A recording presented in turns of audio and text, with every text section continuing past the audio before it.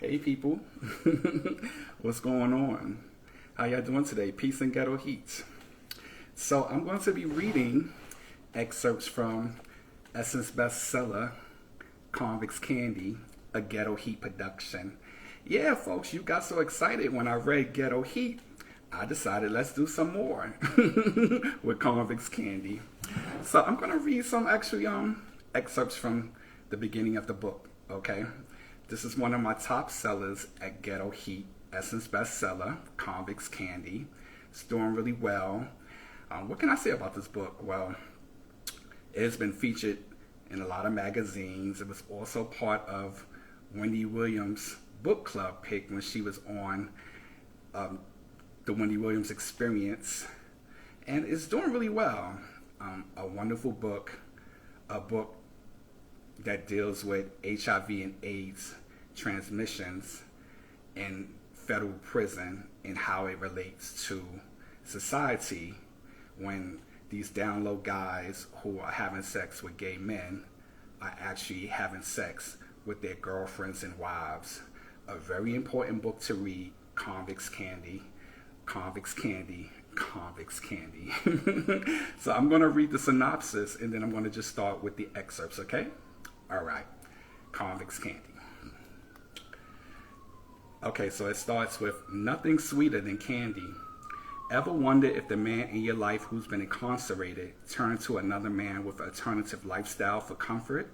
Meet Candy Sweets, a teenage pre-op transsexual who gets arrested and sent to federal prison exactly 1 week before her scheduled sex change operation. Still having male organs, Candy is housed with strong, masculine, handsome male inmates who haven't touched a woman in years. Candy soon finds herself being caught in several love affairs with men having families, girlfriends, and wives at home, waiting for them to be released. Yet, Candy doesn't kiss and tell. She understands the code of silence. What happens in prison stays in prison. Convict's Candy deals with sexual identity, prostitution, homosexuality within the prison system, the interactions and relationships between the inmates and officers, infidelity, and most importantly, explains how the HIV virus spreads rampantly within the prison. It also reveals how the dangerous and deadly disease is transmitted within society when infected inmates are released to go home. Yes, folks, so there's a lot going on in Convict's Candy. So I'm going to start with the first actual chapter, okay?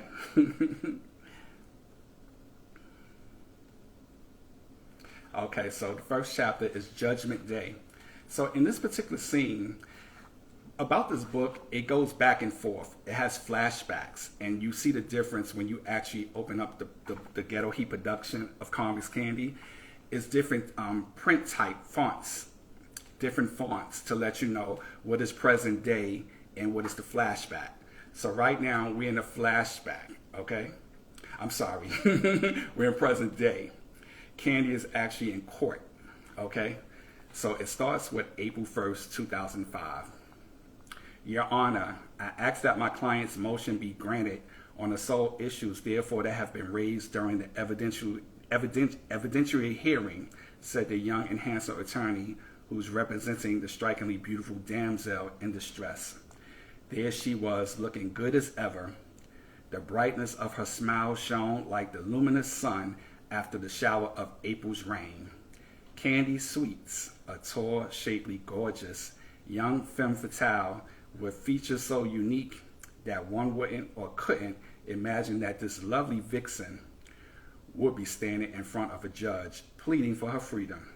In fact, Candy's appearance alone looked as if she was running late for a magazine shoot for Vibe. Candy had the beautiful and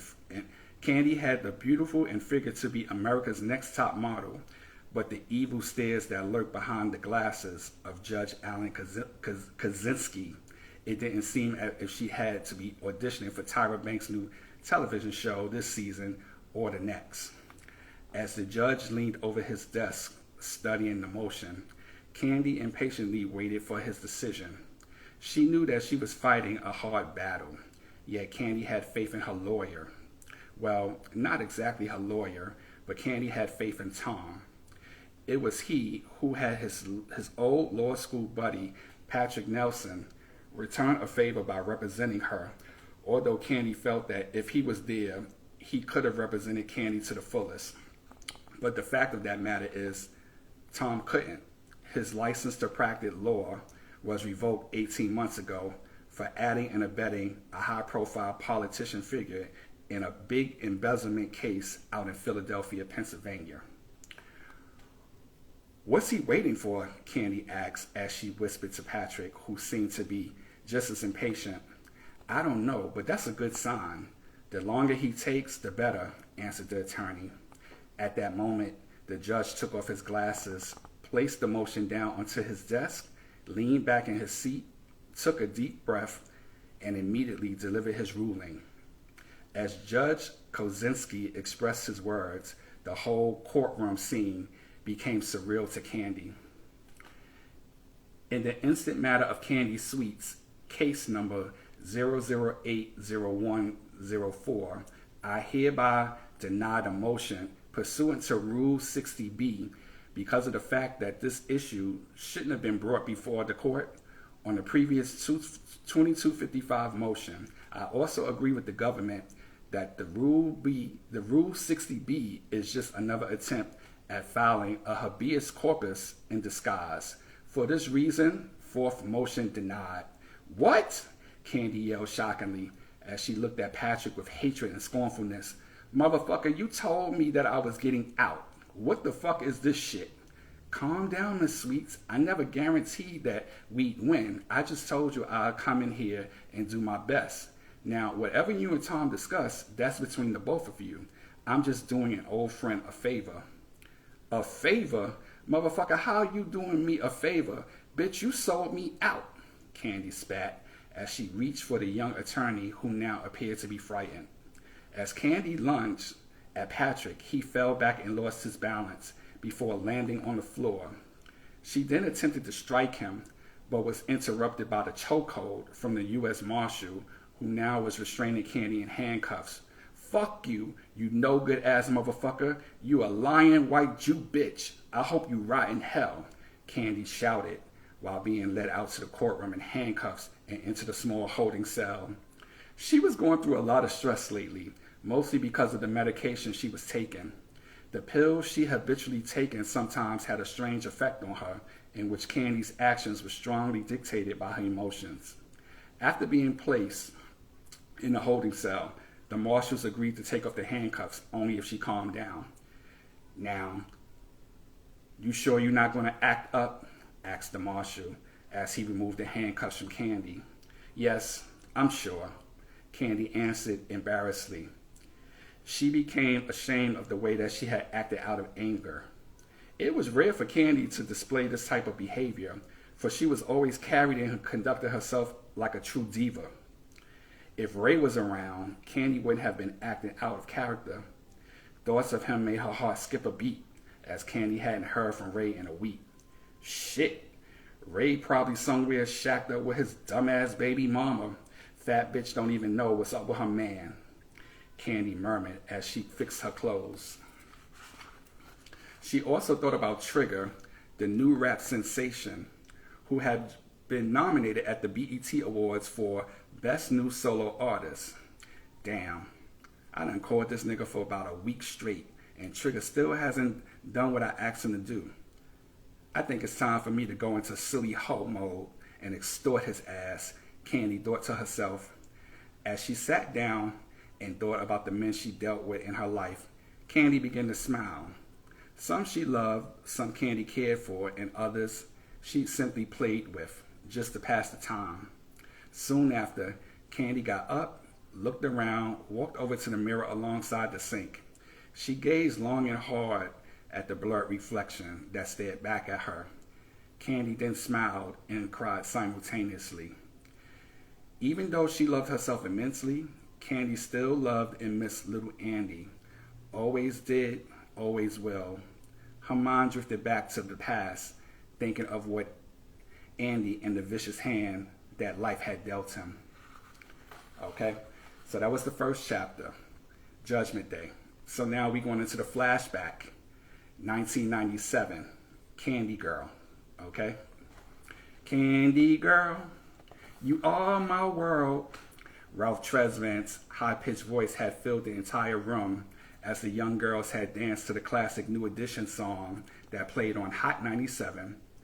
Andy had sat on the couch as he watched and admired the way his cousins had moved their feet and shook their hips to the beat of the song. He always liked how his cousins Tammy and Lisa had danced, but deep inside, Andy had known that he had danced better than the two, mostly because he practiced dancing behind closed doors, dancing in private. Andy saved himself from the embarrassment of his relatives. As he studied his two cousins, Andy wanted so badly to inform them that they weren't moving their hips from side to side in rhythm. In fact, Andy had become a little jealous and envious of them, not because not being able to express himself as his cousins had. "Come on, Andy, get up and dance with me," Tammy had requested as she noticed the change in his demeanor once the song had come on. She'd known that Andy loved the song and that it bothered him not to be able to dance to it. Not because of any physical injury or anything like that. Andy had been in great shape and in the best of health. At 10 years old, Andy had wide, light brown eyes and skin that was smooth as butter. His hair was black, having a thick and silky curly texture in which Andy had inherited from his father. Unfortunately, his father, in which Andy had never met, was a pimp and had been killed in the front of a whorehouse that he ran in the Bronx by an angry father of one of his prostitutes. Andy's father had turned the 16-year-old girl onto heroin and immediately placed her in a brothel. He sold the young girl to countless degenerate pedophiles that had been there for 3 years times her age. "Andy," Lisa had yelled, as Andy had shaken his head and smirked as he watched his cousin Tammy dance. "What, girl?" "Get up and dance with us. This is your song, right?" Lisa then asked as she snapped her fingers and swayed her hips in the rhythm of the beat. "Yeah, Andy, come on. Teach me that step that you was doing last night," Tammy had insisted as she rocked her shoulders to the song. Andy had frantically looked around to make sure that the coast was clear. Although he had become scared and nervous by being caught by his aunt Joyce, Andy couldn't resist the urge to dance. He had to. It's what made Andy happy, and he was great at it. Being a talented dancer was a gift he received, one that Andy had hidden. As a child, he always felt the need to hide his sexuality as Andy battled with his true identity. Yet, it had been time for the fancy dancer to come out. "All right, move over then, girl," Andy had replied as he pushed Tammy to the side. "And bring your bony little butt over here," Andy then continued as he placed Lisa next to him. Critically, Andy instructed the girls on how to groove to the beat. As Tammy had turned up the volume on the radio, Andy coordinated his first dance step as he moved swiftly and so natural. Tammy instantly had become jealous. The more Andy danced to the song, the more he outshined the two girls. Lisa had smiled, being extremely proud of how well Andy had danced. He'd been not only her cousin, but Lisa's best friend also. During their early childhood, Andy had comforted Lisa and confided in her as he told Lisa his secret. While on the other hand, Tammy had secretly hated Andy. He posed a threat to her, as Tammy felt that he'd always stole her thunder, getting all the attention she wanted. Andy had entered into Tammy's territory where she felt he hadn't belonged. As Andy had performed his dance routine in sync, now caught up in the music, he begun to let himself go freely. The more the song played, the harder Andy danced to it. The lyrics had taken Andy into his secret comfort zone as Ralph Tresvant continued to sing, "You look so sweet, you're a special treat." Tammy then felt that this had been her opportunity to capitalize on executing one of her devilish deeds as she reached over and turned the volume up higher. Andy hadn't realized what Tammy had done, being entranced by the music. He'd been so into the song, by the time Lisa attempted to turn the music down, it had been too late. The loud music had awakened his Aunt Joyce. She frenziedly forced her 300-pound obese body through the house, as Joyce had allowed her ears to lead her to where the music had blasted. When she reached the living room, Joyce noticed that it had been transformed into a dance theater for the three kids. She hadn't become angry at the piercing music that suddenly interrupted her sleep, but had become extremely furious at finding her only nephew in the middle of the dance floor, as Andy had shaken his hips and poked his behind out effeminately. Whap, whap, whap. Andy hadn't known what had hit him, as he felt the sharp pain that crashed down on the back of his head. Aunt Joyce had repeatedly pounded upon him. What the hell is wrong with you, boy? What I tell you about dancing, about that fucking faggot ass shit? Whap! You ain't a girl, so stop dancing like one. Aunt Joyce had retorted, as shameful tears gushed from her eyes. She'd been hurt to see her sister's only son, only child, act effeminately. Aunt Joyce had assumed that Andy had been gay. Okay, Aunt Joyce, I'm sorry. Andy then pleaded, as he crawled into a corner for cover and balled up his body into a knot. Andy quickly held his arms over his head as he tried best to avoid the excruciating pain of his aunt's powerful punches. Aunt Joyce's blows had been sharp and hard as a rock. She waited for a few more hands. Whap, whap, whap. Didn't I tell your ass before I better not catch you dancing like that in my house again? Whap! Ouch! Oh, yes! Oh, I'm sorry, Aunt Joyce. Please stop. I'm sorry. Andy had whined as he desperately pleaded. Fear then filled his eyes as Andy had carefully lifted up his head. He looked to see where the next blow would land. Andy soon noticed the tears that had streamed down Lisa's face as she nervously stood behind his aunt. Lisa felt bad for her cousin, as she known that she couldn't help him at that moment. Lisa had become upset that Andy had been punished for who he was, as she always understood and accepted Andy's ways.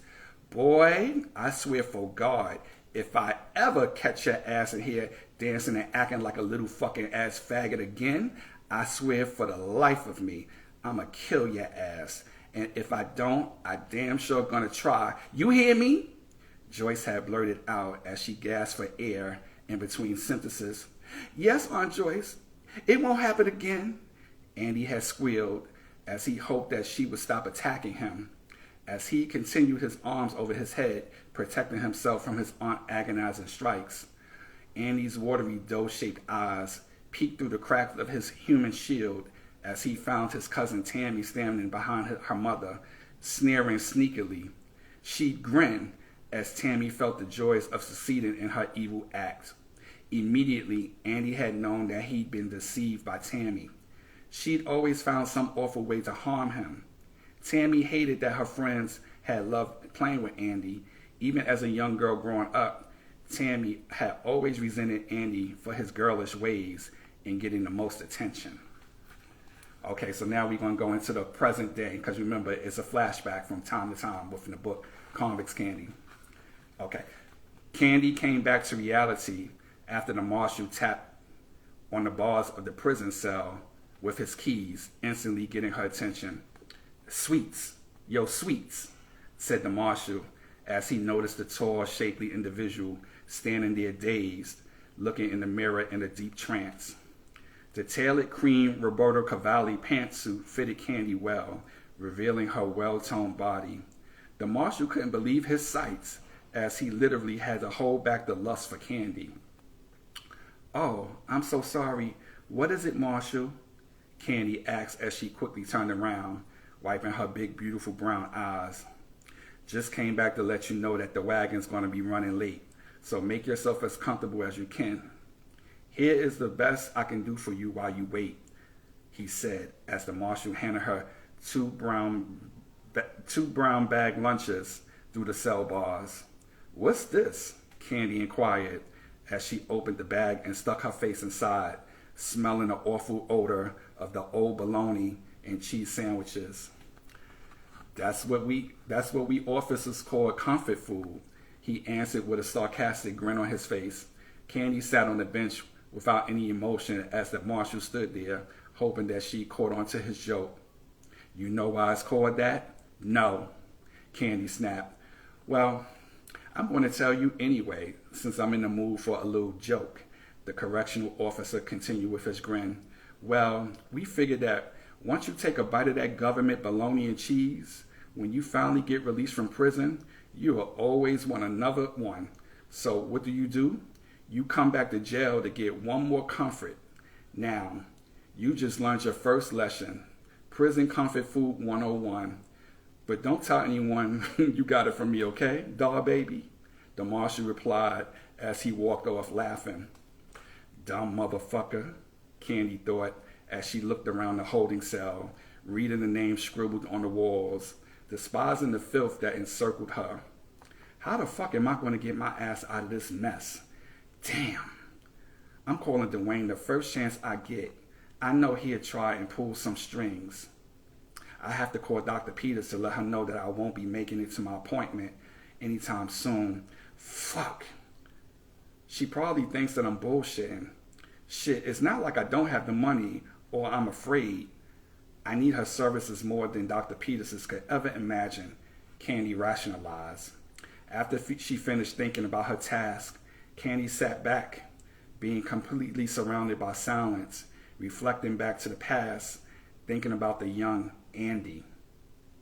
Candy thought about his lifestyle and the turmoil that he had led Andy into different directions from which he started. All right, so remember, Candy had transformed into a transsexual. In his childhood days, his name was Andy. But as the story continues, Andy becomes Candy, okay? All right, I just wanted you to understand the situation. All right, so I'm going to continue reading. This one is called I Was Born This Way. At age 14, Andy had hung around with so many girls that it had come accustomed for him to hear people calling him obscenities. Get the fuck out of my way, you little faggot, Brian, a teenage bully, had retorted as he aggressively pushed Andy to the side. The tyrant then dashed out of the back door exit of the school building as he skipped for class. Forget you, Brian, you make me sick, Andy had whispered. Shauna, other than his cousin Lisa, had been the only person that Andy confided in. In fact, it was Lisa who had introduced the two. Shauna had treated Andy as if he'd been one of her girlfriends. She totally accepted Andy for who he was. Andy understood his feelings and empathized with how others had ridiculed and perceived Andy. He'd acted in a girlish manner. Mostly, Andy had become refuge at Shauna's house, where her family embraced him. They treated Andy with love, opposed to him living with his evil Aunt Joyce, who despised Andy for what she'd forsaken him into becoming. Yet Andy had truly believed early on that it was meant for him to be this way. He reasoned to others, I was born this way. This is how God made me. Many felt that his comment had been an insult to God, but the few who loved him had considered his statement to be true. I know, he's always picking on me, Andy had replied, annoyed with Brian's verbal abuse. Brian is cute, Lisa then chimed as she looked at the two. Lisa wanted to know if Shauna and Andy had approved. Shauna didn't agree, but Andy had blushed uncontrollably. Brian had been the first boy he had a secret crush on. Why you blushing so much, Andy? Lisa had asked as she smiled. She'd known deep inside his true feelings for the bully. Please, I am not blushing, Andy had responded defensively. Yes, you are. Tell the truth. You like him, don't you? Lisa then asked. No. Yes, you do, Shauna had interjected as she tickled Andy. She made him feel embarrassed as Andy's face turned red. No, I don't. Now, can you two stop asking me these stupid questions? Andy then retorted jokingly, "Come on, y'all, let's play some double dutch."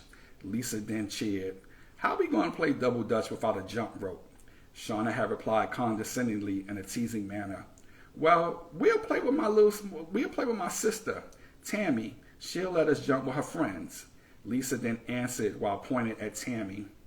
As Andy, Shauna, and Lisa had walked towards Tammy and her friends, Shauna quickly noticed Tammy had whispered into one of her friends' ears. "Hey, can we jump rope with y'all?" Shauna had asked. "No," Tammy had answered nastily. "Why you acting funny?" Lisa then joined in. "'Cause I want to. This is my rope, and I say who can jump with me or not," Tammy had snapped, as she then rolled her eyes while making her remark. "Why you treat your own sister like that?" Shauna had asked, having a frown upon her face. "You mind your business, Shauna. Why don't you go somewhere else and jump rope?" Tammy then retorted rudely. "And Andy, why don't you go play football or something with some boys?" Tammy had bitterly replied, hoping that she'd embarrass Andy. After Tammy had spoken, everyone stopped what they were doing and diverted their attention to Andy. They'd all known that Tammy, in a sarcastic way, had reminded Andy that he wasn't a girl, nor would he have ever accepted him acting as one. "Fuck you, Tammy," Andy then shot back harshly as he cut his eyes at Tammy. He stood in place with his hands on his hips, posing girlishly. Tammy had looked at him with disgust before responding back to him. "Look at you, just like a bitch. I hate your faggot ass. I am so ashamed to even call you my cousin." Tammy then lashed out as she intentionally tried to hurt Andy's feelings. "Yeah, well, I'm ashamed to say that I know a piece of trash like you. I don't want to jump rope with your ass anyway. Look at you, all pigeon-toed. You can't even jump rope right," Andy had replied. Everyone had laughed at Andy's comment, knowing that he had told the truth. Immediately, Tammy's friends begged her to allow Andy to join them in a game of jump rope, as they admired his humor, also knowing that Andy had been considered the best double dutch jumper in the entire school. Tammy quickly had thrown down her jump rope and stormed off the schoolyard. "Come on, y'all, let's jump," Shauna had suggested as she picked up the rope and handed over the end to Lisa. "You jump first, Andy," Lisa then instructed as she and Shauna had excitedly turned the rope. Tammy's friends all had stood around in amazement as they marveled over how Andy jumped up and down, back and forth, and from side to side like a pro. They cheered him on. "Go, Andy, it's your birthday. Go, Andy, it's your birthday." Tammy, once again, had felt like an outcast and overshadowed by her cousin. She hated the feeling just as much as Tammy had hated Andy. Tammy then vowed on her life to pay Andy back one day for always being the center of attention. He won her over her friends effortlessly. Okay, so now we're going into the present. Candy smiled widely, remembering the look on Tammy's face as her friends chose Andy over her. She always wondered why Tammy couldn't accept Andy for who he was. What was all the hate about? Why? Although Andy couldn't understand the reason, Candy did. It wasn't until recently that the truth about Tammy's animosity towards Andy had unfolded. Candy sighed as she continued drifting off in her thoughts, going back in time. All right, folks, so I'm going into the next chapter. It's called Goodbye, Andy, Hello, Candy. Ring, ring, ring. Shauna had quickly dried the ends of her wet hair with a towel before she answered the phone, which rung continuously as Shauna had taken a hot shower. "Hello?" she answered hastily. "Shauna, I need your help right now," Andy had stated as he muffled his cries. "What's wrong, Andy?" Shauna then asked curiously as she sensed the tremble in her best friend's voice. "My Aunt Joyce has put me out the house," Andy had answered. "I can't stand her. My whole life I prayed for my mama to come home from jail to save me from her and this hell," his Aunt Joyce, from the age of 9 had raised Andy until this point. He had now been 16. Even though Andy and her only sister's child, his aunt had intentionally put him out onto the streets. She had enough of her nephew's prissy ways. His Aunt Joyce couldn't nor wouldn't accept Andy for being soft. Shauna had heard the rawness of his Aunt Joyce's voice in the background while Andy sniffled as he cried. "Fucking faggot," his Aunt Joyce then yelled. "If you're going to live in my house, you're going to live as a boy. You dress as a boy, you act as a boy. My sister ain't raised no fucking faggot." "I'm not a faggot," Andy had responded in a sassy manner. At this point, Andy had been tired of being mistreated in life. He wasn't backing down anymore, and Andy had begun to rebel. "Yes, you are a fucking faggot, and if you're going to continue to live in live your life like this, Andy, you got to get the fuck out of here," his Aunt Joyce had retorted, as his cousins Lisa had come into his defense. "No, Mama, how you going to put him out? He's our family." Lisa had begun to cry. "He ain't any family of mine, acting like a sissy." "Andy, why you think I never brought you to see your mama? Here it is, my sister doing life in prison upstate for murder, and her fucking son is a damn faggot." I am not a faggot," Andy had screamed at the top of his lungs as he held the phone receiver and packed his belongings simultaneously. "Oh yeah, then what you are? And what's this?" his Aunt Joyce then asked as she held up his personal diary, which Andy had kept secure in a secret location in his room. The only person that had known where Andy hid his diary was his most trusted cousin, Lisa. Andy had automatically assumed that it had been Lisa's fault as to why he was being ousted from the house. Never in a million years would Andy have ever imagined Lisa selling him out. After reading portions of Andy's diary, his Aunt Joyce couldn't believe the things that he experienced at such a young age. She became so disgusted with Andy's admiration and thoughts of being a female that his aunt couldn't finish reading his entries. As soon as Andy had walked through the front door, his Aunt Joyce demanded that he immediately pack his bag and leave. "Well, Andy, what are you going to do?" Shauna had asked concernedly. "I don't know," Andy had whined as he buried his head in his hands. "I don't know. Please, God, help me." "Fuck it, Andy. Just pack your shit and come over to my house. You can stay with me." "How are you going to make that decision, Shauna? You know you have to ask your mother first." "Andy, my mother loves you as if you were her own. Ain't no way in the world she'd have you out on the streets." "Thanks, Shauna. I love you." "I love you too. Now hurry up your butt here before your mama, Aunt Joyce, get to acting crazy." I'm 16 now. There's no way I'm going to let her fat ass put her hands on me. I wish she would," Andy had answered defiantly. As he wiped the tears, he then replaced them with a smile. Andy had known that he could count on Shauna. She'd been his only true friend since he now felt that Lisa had violated his trust. From now on, Shauna would be the only person to ever know Andy's business. Yeah, folks, so I am reading excerpts from Essence bestseller Convict'S Candy, a Ghetto Heat production. Okay? I'm going to re-release this book soon. So I just wanted you to get the feel of the book before I do release it. Okay, folks? It's going to take me a little time before I do release it, but I'm definitely going to release it. Okay? All right. So I'm going to finish this chapter.